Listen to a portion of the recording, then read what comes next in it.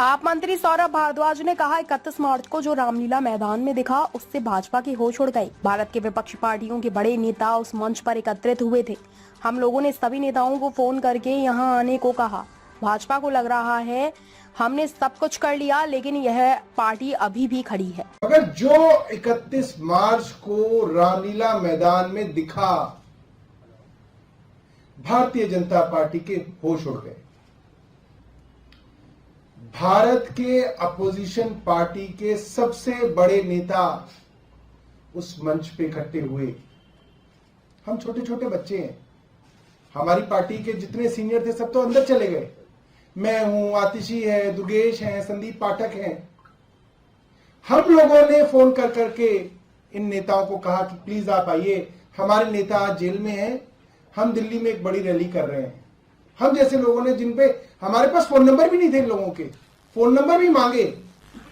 अखिलेश यादव का नंबर दे दीजिए, फारूक अब्दुल्ला साहब का नंबर दे दीजिए।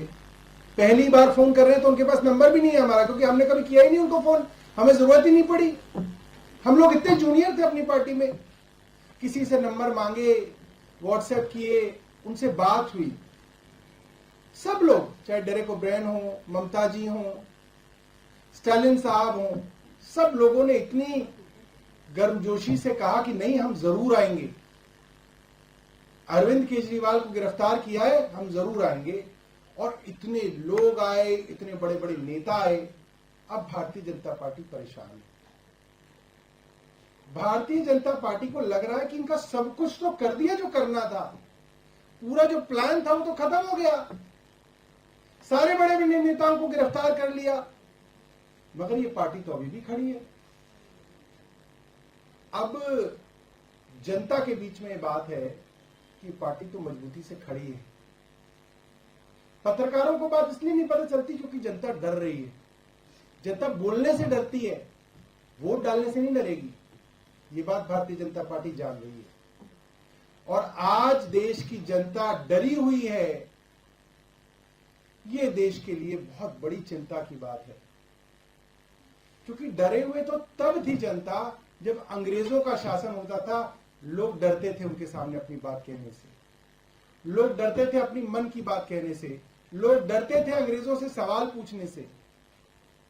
और डर के, डरा के, दबा के, जेल का डर दिखा के अंग्रेज हम पे शासन करते थे।